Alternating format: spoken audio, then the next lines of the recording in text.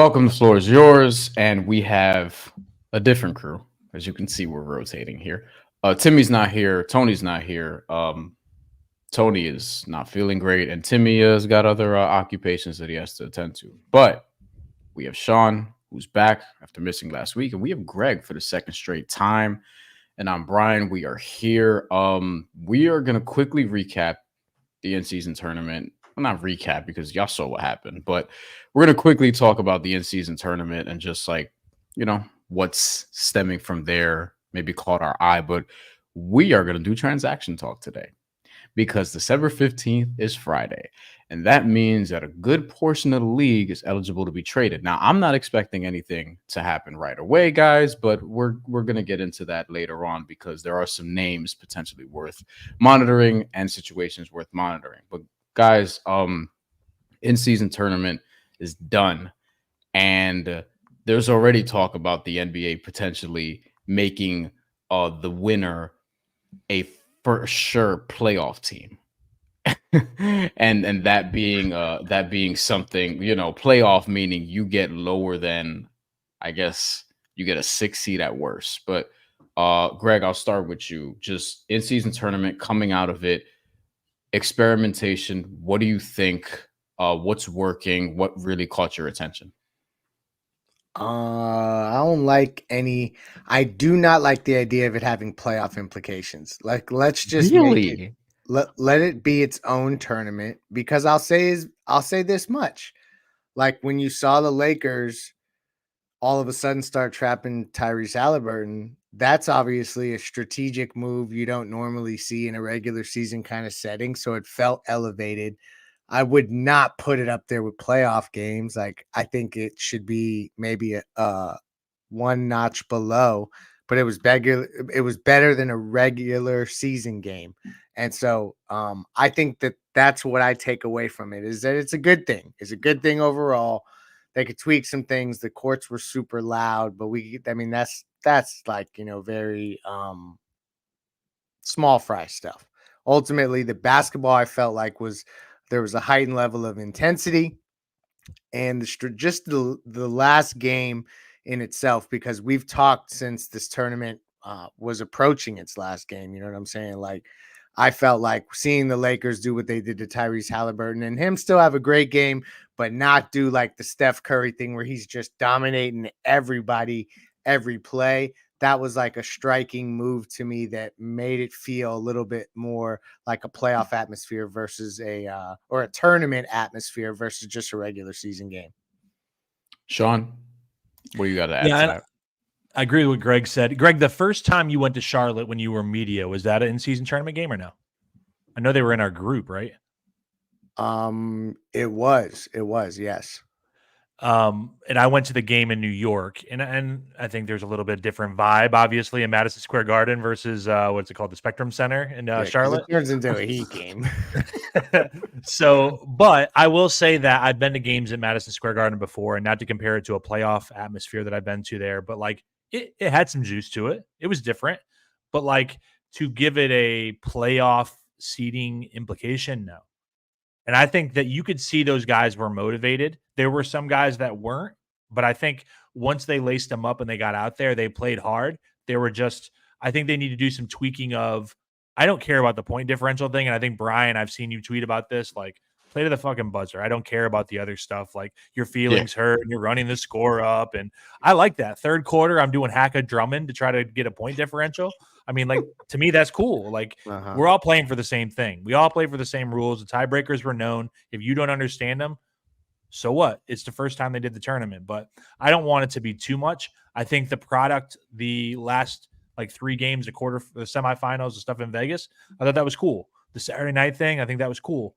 The schedule part of it, though, maybe move it between, like, Super Bowl and March Madness. Or do 2 of them, do one now and do one then, or stretch it out something. I didn't like how clunky the schedule got over the last week. I enjoyed it, and I'm sure you guys enjoyed it for your personal health, because it was nice to not have to do podcasts and stuff every night. But like, it just seemed like we kind of got off the rails. a 5 o'clock tip too for like a championship what the heck was game that? throughout that. I mean, I know it's Yeah. Vegas and they're trying to fit both of them in, but that was one part of it that felt like, why is this happening? If you want this to be important, a game starting at 5 o'clock Eastern does not feel important to us as NBA fans because you're used Exactly. to it starting at 7 or later. Yeah. Yep. I'm tired of Vegas taking everything. By the way, that's another story for another day. The A's, the Raiders, sports, boxing, just annoying as fuck. But look, I think what I do like about it is I think experimenting is fine. I, as somebody who loves international basketball, especially when it's the World Cup and the Olympics, but not exclusively that, I'm all for this. I talked about ways that they can tweak the formatting where I feel like you should make it 6 team groups as opposed to 5, so it's less confusing. Everyone plays an odd number of games. We're clear on who gets out. There's a very easy way to go from 30 to 8 knockout stage if you do 5 groups. We've already talked about all that on the show. Not that everyone's listening to every single thing we're doing here, but I don't feel the need to reiterate that when we're only trying to go for 30 something minutes. But if you want me to reiterate it, I can do that.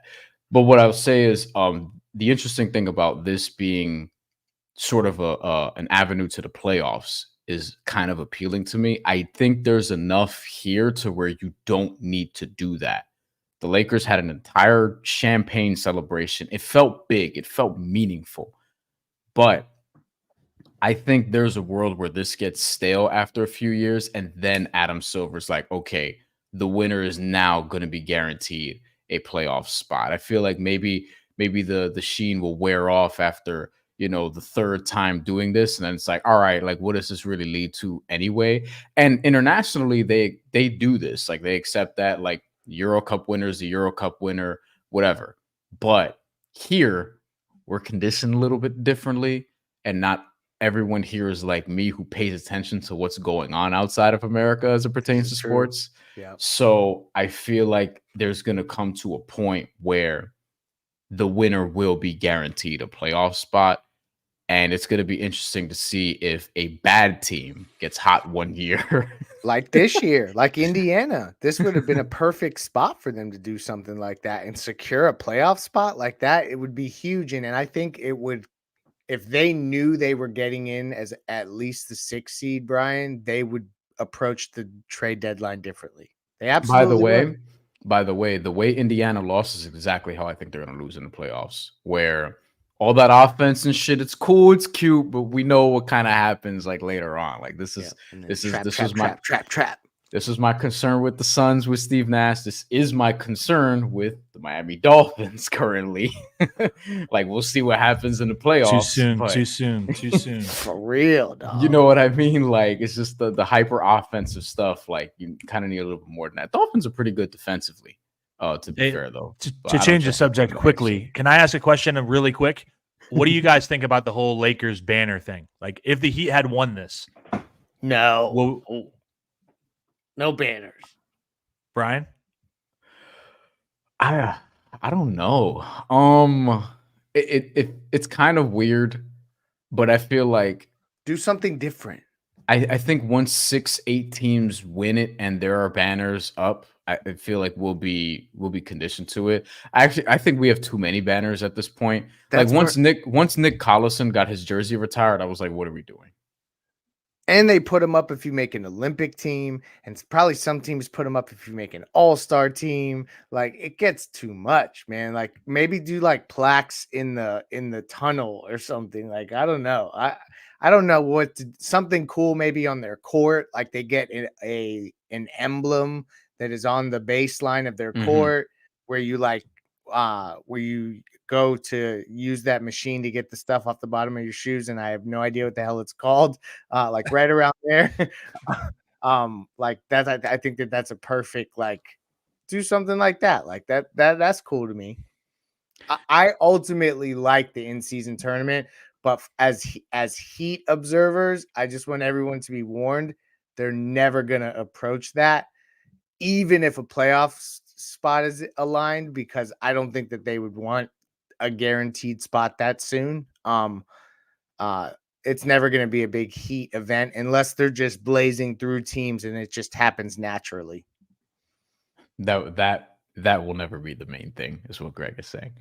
Okay, so injuries, because there are several of them around the league. A couple of them in particular, very meaningful. Mitchell Robinson's out for 6 to 8 weeks. Zach LaVine is still out. Kyrie Irving is on crutches. Bam Adebayo has a hip injury.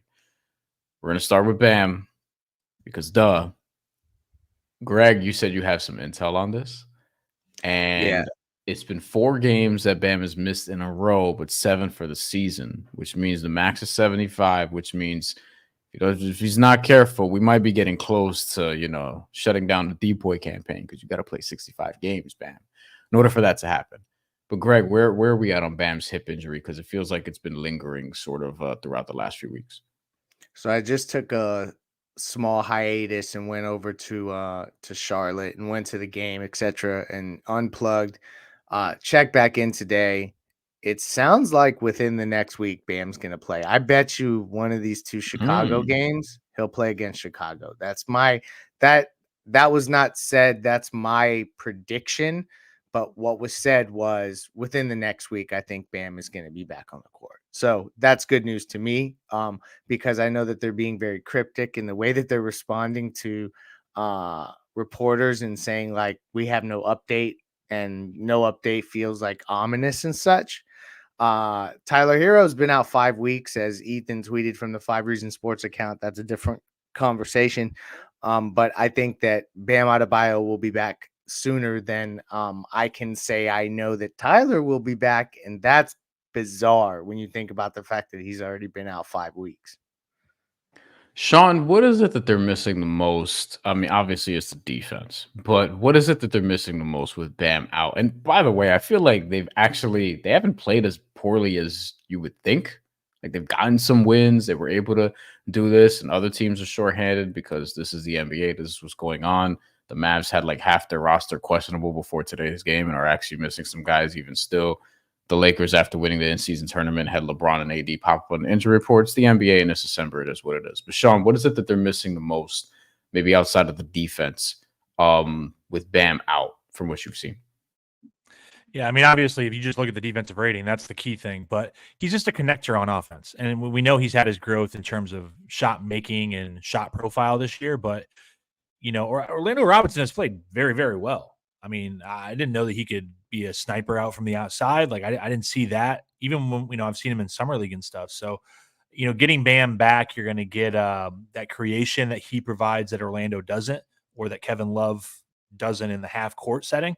I just think he's a stabilizer. He's a guy that I think at this point now we kind of know what you're going to get out of him. So beyond the defensive impact that he's going to have, which is going to be the enormous thing, I just think that it's going to help settle the offense. And we know that this offense needs every drop of help that it can get. So I'm excited to see him back. And I think it's also going to help the rotation because you can maybe give Kevin Love a little rest here, and you can trust Orlando Robinson a little bit more than maybe you did 2 weeks ago. Yeah, I'm looking forward to him returning. 1, for one of my fantasy teams. 2, because he's one of my favorite players to watch in the league, regardless of team, whatever. And 3, I'm tired of talking about backup centers. And we've had far too many conversations lately about Thomas Bryant being supposedly bad and Orlando Robinson being this. And I keep saying, like, listen, Thomas Bryant was signed on a veteran minimum contract. He is signed to be a veteran minimum player who can toggle in and out of the rotation, who is in the 7th year. You know what he is. You know what he does. He's not a failed experiment, so to speak. He's a dude that they're going to try to plug back in later on because they're going to need to at some point, because that's just the nature of the season. You're going to need more than 8, 9 dudes throughout the course of the year. And Orlando Robinson has a guaranteed date coming up on January 10th. So they need to figure out whether or not he's worth keeping on beyond January 10th for the rest of the season, and has a non-guarantee for next year worth $2.5 million or so. And that's going to be fully guaranteed in July. Thomas Bryant's just signed for this season, fully guaranteed. So they know what it is. So this is the trial for Orlando Robinson to produce now, not to get hyper into Heat backup center talk, but it was just bugging me. Like, everyone's talking about Thomas Bryant like he sucks because every backup center behind Bam is coming into a situation that's very hard to to replicate. But like, He's signed on a veteran minimum. He's signed to be a backup center. It is what it is. With a player option, he can opt in and be back next year. So get used to Thomas. He's fine. He's fine. He's fine. He's a backup center. Yeah. He's probably one of the better ones you're gonna find. Has he been great? No, but you're backing up Bam Adebayo. Patrick Mahomes' backup is usually not that good. Sorry, it is what it is. But Thomas Bryant's fine, and Orlando Robinson. Yeah, I agree with Sean. He's had some moments. All right. Kyrie Irving is out again. Dallas sneaky 4-1 without him. Could be 5-1 the way that they're playing the Lakers right now.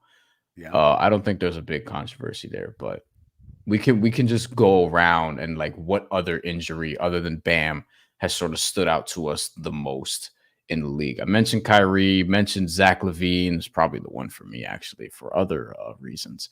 And Anthony Edwards missed a game recently and just all over the place is carnage and calamities and whatever's going on. So what's the injury for you guys that has probably stood out the most that you think will have some ripple effects throughout the league?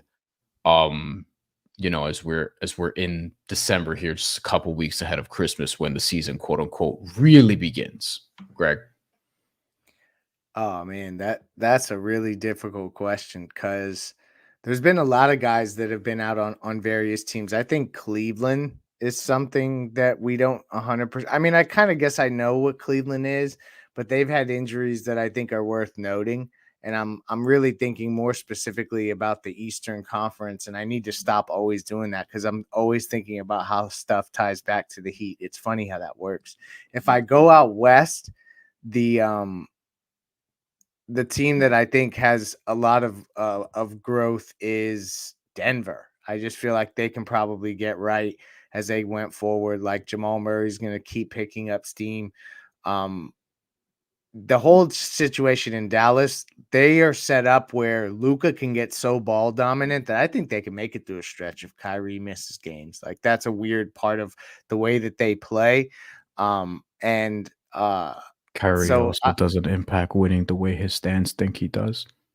That could be. I'd love to see Eric Spoelstra coach him for a few years. Let me tell you about maximizing somebody with supreme talent. But anyway, so I think Dallas will survive that. So it's more of a situation where there are some teams that and situations I want to talk about at some point because there's some teams sliding that are going to make the deadline interesting. Sean? Well, first, not an injury, but coming back from an injury. Shout out to Bradley Beal for basically making his season debut tonight. However, the Suns still have not played with all three guys because Kevin Durant decided to sit out tonight with, I think, an ankle. What is so? Joke. Who knows? Listen, they're going to have to try to ramp it up. We've seen teams try to do this. They're going to get healthy. They're going to put them out there. Are they going to have enough time to gel? That's going to be the whole discussion. They have the talent. I mean, they actually have, I think, enough depth. But in terms of an injury that impacts a team, it recently happened this week is Mitchell Robinson in New York. I think that's going to be a big problem for them. I don't think they play tonight. I think they play tomorrow. Tomorrow, yes. They started Jericho Sims, but Isaiah Hartenstein is going to be the guy who gets the lion's share of minutes. So that's what I was going to say is that 13-9, they're right there on the fringe of the play-in.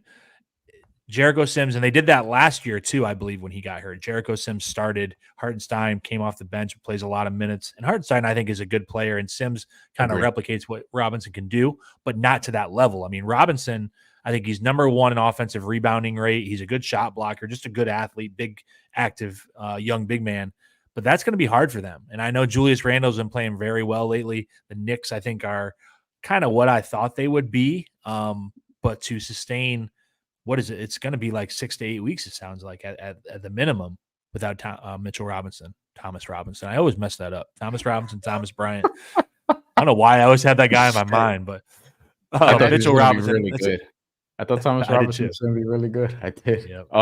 Look, it's Zach LaVine for me because in looking at just where things are with the Chicago Bulls, and yes, I'm going to talk about Zach LaVine once again, but if you pull up the standings, We're about 20 games in, so we're basically 25% of the season now. So this is a very just sort of interesting point where we're at. The Bulls are only 12th. They're 9-15. They're 4-2 without Zach LaVine. Zach LaVine was not having a great season relative to what he has been doing previously. Down in points. Checked out. He's checked out. Anyway, well, continue. Interesting you would say that, Greg, because he's checking out and maybe. I'm not going to accuse him of that, but second year of a 5-year deal. He's making $40 million this year, 43 next year, 46 the year after, and as a player option for 49 the year after that. Checking out in more ways than one. And Zach LaVine is, I think, one of the worst contracts in the league. I think one of the more overrated players in the league, just in terms of the nerds who tell me that he's as good as like the numbers suggest. And I'm like, I've seen him play 4 playoff games in my life. And then people want to say, oh, you can't judge a player by, team success or, whatever the shit is. And yeah, I could fucking do whatever I want. And with Zach LaVine, if you're the franchise guy and you're sort of the best player on this team, I feel like this team should be better if you're warranting getting that contract, which I don't think he is. And I think the Bulls are realizing that because Kobe White is playing out of his mind lately. That team's actually looking okay without Zach LaVine at this point.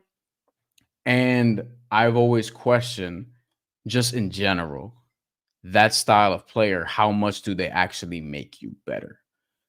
This is the question I had about Devin Booker early on, but he answered it in the playoffs. Typically where you answer these questions. For some people, he did it in the bubble run where Phoenix won 8 straight and missed the playoffs, but it was like, oh, Devin Booker has arrived. Then Chris Paul got there and it's like, oh, Devin Booker's really that good. Zach LaVine is going to be fascinating to me because that trade deadline's in 2 months. He's one of the guys that's going to get talked about. The Bulls have to go sideways. They just have to. They just blow it up, get rid of LaVine. They don't have to get rid of LaVine right now, but I don't know how much better his value is going to get. And then DeMar DeRozan's an expiring contract. You have to trade him. That's not negotiable. Like you have to just do that, right? I don't know who's going to do it, but you got to do it. I don't think the Heat should because they have enough mid-range shooting. And that's an easy one to move. The DeRozan piece is easy. Like you're going to have people lining up. You might not get a haul for him, but you can get something for him. Yeah, you can get matching salary and a pick, which is probably what you want. But Zach LaVine, I don't know what you do. And the Bulls also extended Nikola Vucevic. Like when we talk about NBA teams, guys, in no man's land, this is the first team I think about. What are they going to do? Greg, what do you think? Looking at this through an Eastern Conference prism, going back to what you were saying earlier.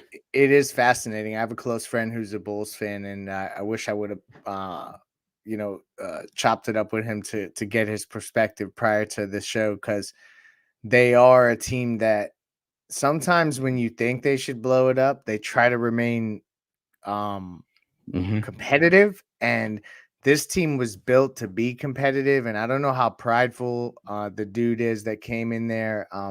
And I cannot pronounce his name, so I shall not try to attempt to do so. The general manager there, I think that he was plucked from another organization. Anyway, regardless of that. His job's on the line now. And so I think that the pivot here for them is really crucial. So to your point, DeRozan being expiring, there's no damn way he's back there.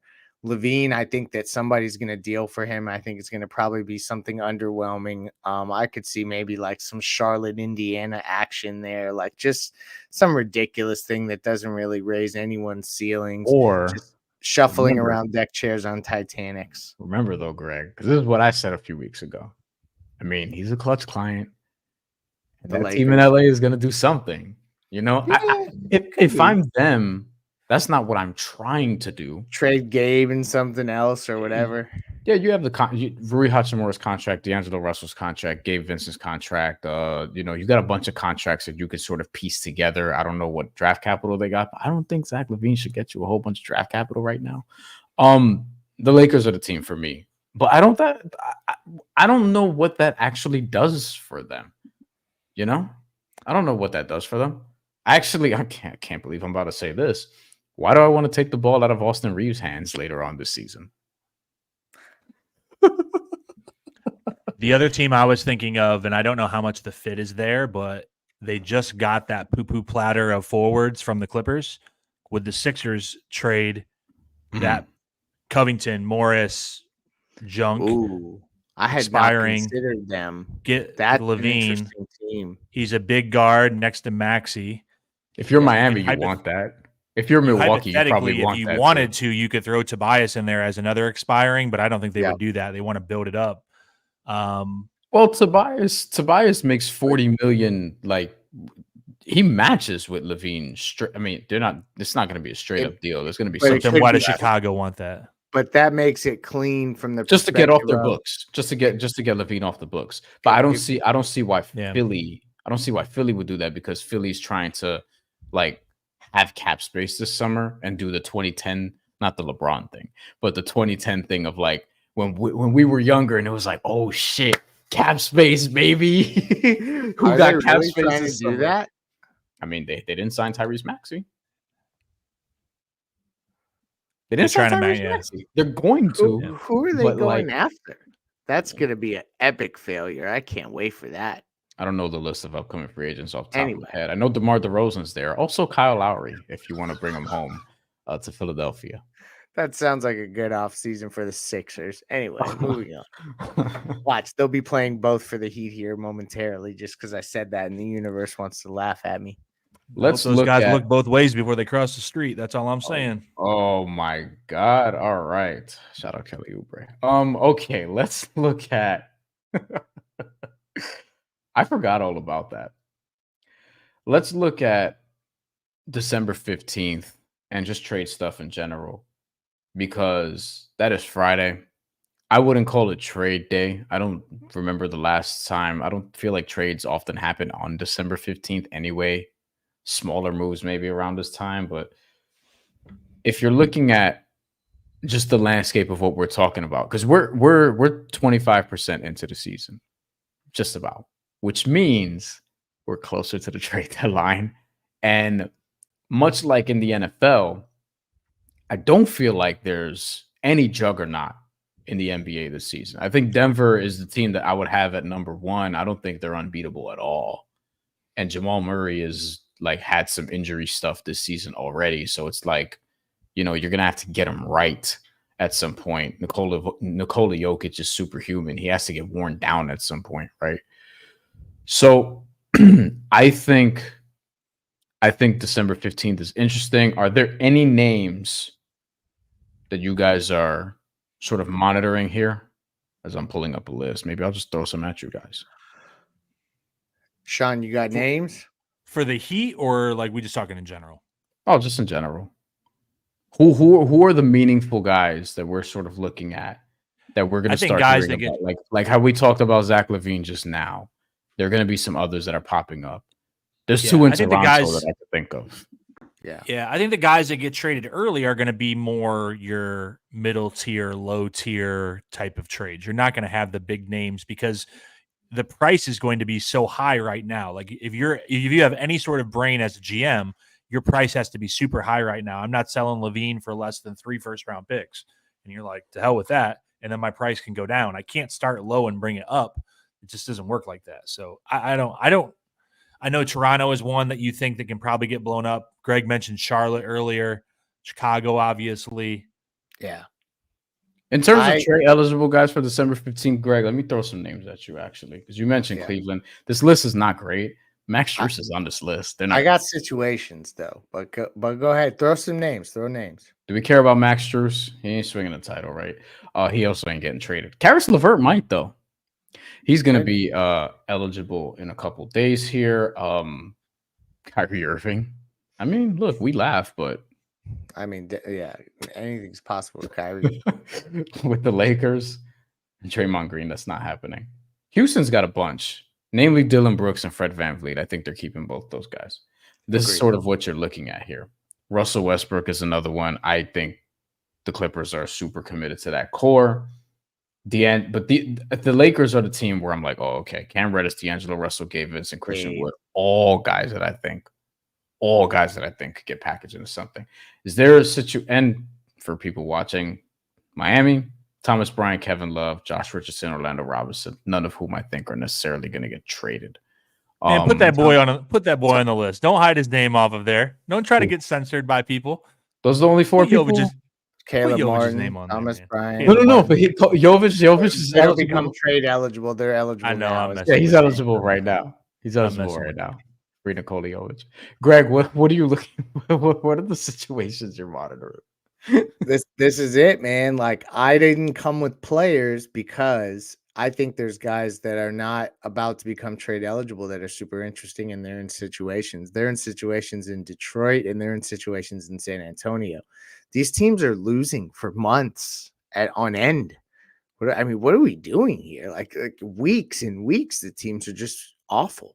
So at some point, to me, all those guys are available. Like, what the hell are we doing there? Are you telling me that some of those guys are off limits on those teams? I mean, Wembanyama. Yeah, like him and Alsar Thompson, but like for the most part, yeah. Is Cade available, or is that just like Twitter doing nonsense? Or is he like no? I don't think he is available. I don't think Jaden Ivey is either, but Agree. I think that Detroit likes their young players, and that's a more deliberate trying to add another piece because they don't see it happening immediately. San Antonio is more the situation I'm monitoring, where I say to myself, Keldon Johnson is interesting. Devin Vassell, like that though? I don't know. Like, that's the question marks that they have there. They also have the Jones twin there that is interesting. Free Trey Jones. He's a point guard. I don't know why Jeremy Sohan is starting at point. Doug McDermott is there. I haven't looked at his numbers. I'm just like, these are names in contracts that I know that are there. I'm interested to see what they do, because they're losing so many games that, like, why not cash in and get an asset if a team thinks that they can get better? They're also a team that's really like Tyler Hero in the past, but that's not a connection I'm trying to make, that there's a transaction there. Absolutely not. I'm just saying that I think that they're an interesting team because they can also be connective tissue in 3-team deals. So that's the other thing. We're talking general NBA here. I'm not focusing this on Miami and what their trade needs are. Those are the teams I'm looking at, man. Like, why would all the contenders, like the Heat are in 7 or 8 right now, and they're 4 games out of the top seed? That's what it's like in both conferences, essentially. So at that point, everybody feels like they can get in the mix for somebody. And so the bidding should be interesting. And so that's what I'm looking at with those situations where these teams are just flaming out, losing, and there's no end in sight for either San Antonio or Detroit. I'm going to blaze through some comments here so we can get out of here on time. Matt says, what's good? Donut Dance says, I imagine the Heat getting guaranteed playoff spot in December. This is going to the play-in conversation we were talking about earlier. Fudge says he hopes Band comes back soon. He's going to watch his first Heat game on January 1st on New Year's Day. That's interesting. Rob Sports had another comment I actually wanted to get to. Siakam, Paul George, Kawhi, etc. There's a lot of free agents low key. I mean, Siakam and Joel Embiid are countrymen, so that's something to monitor. Rob Sports, DeJounte Murray is my dream target. Well, Rob Sports, I'm here to tell you that the Atlanta Hawks are 9-13. Keep hoping that they lose if you want DeJounte Murray on your team. Spo likes him. I don't know if they just extended him, so like I don't know how feasible that is. Maybe they want to trade the other guy instead, but I think the Hawks are for now committed into what that is. I also would not be running the trade for Trae Young. Bimmy says, yeah, quick live reaction. This just happened a few moments ago. I don't know if you guys caught this. Jokic got ejected last night. Trae Young got ejected. We got to stop ejecting people for like clapping and doing stuff like this. Come on now. Like, Jaylen Brown got a bad one against the Knicks. All that. I do like the 90s, like in that they let a little bit more of that slide. Yes. Like, remember when like Jordan dunked on Mutombo and then went like this? He would have gotten ejected today for that. And that is an iconic moment in a regular season game. What are we doing? Like, some of us have, like Jokic over 9.5 assists and Jokic would double with our gripes. No, but this could send me into another rabbit hole. Like, listen, I, as a sophomore, led the league in flagrant fouls when I was playing basketball. And there was another year where I got a few texts, quite a few texts. So You're a dirty player. I wouldn't go that far, but I would just say, like, look, I got a mouth. This is what there's a reason I do this for a living. You know what I mean? Like, there's a reason I do this for a living. A couple more before we get out of here. Bimmy says, "Is Vassell an option?" I don't know. I don't know what Spurs are trying to do. No, I think Keldon Johnson is more the option. If I'm being, I like serious. him more. I like him more. I actually like him more. Can I throw a name out there? Yes. What about Andrew Wiggins? Still got a couple years left on his contract, but what are the Warriors going to do? Are you going to just you got to do something, right? Like, you sell the young guys off, you trade Wiggins. Like, they have to do something. It's not going to be Chris Paul. You're sitting at 10 and 12. Is it Klay Thompson? Like, what's the movable piece? I don't think they have the balls to move Klay Thompson. Here's for the same reason, for the same thing you wouldn't trade Draymond for, right? Like, yeah. Now, what if a team? I would entertain it at least. I have a question mark for both y'all. Yes. On this topic, Indiana's so bad defensively. That's the soundbite that travels, and I agree with it. What if they went to Golden State and said, "We want Draymond or we want Andrew Wiggins because we want to improve our defense"? What do they do if all of a sudden Indiana offers expirings, get out of jail free cards, as we've called them, on 5 on the Floor recently with Kyle's, and picks? I don't think Indiana's got the stones for that. Really? They'll sign Chris Dunn and call it a day. They'll find him. See, that sucks. That I mean, we're talking hitting these doubles. Damn, dog. Like, take a swing. Halliburton is so much fun. Take a swing. I want to see noise and smoke and all this stuff, but like, we ain't there yet. We're not there yet. That's sort of that's sort of what December 15th is. The signals that we're not there yet. January 15th, it gets more interesting. And then we have the actual trade deadline, which I believe is February 9th. We're going to get out of here. S.Warrior comments, "What up, Greg? Sylvander is about to drop an album. If you do, you might save music, Greg. I'm not going to lie to you. Wasn't a great year for hip hop in 2023. Take us out, Manny.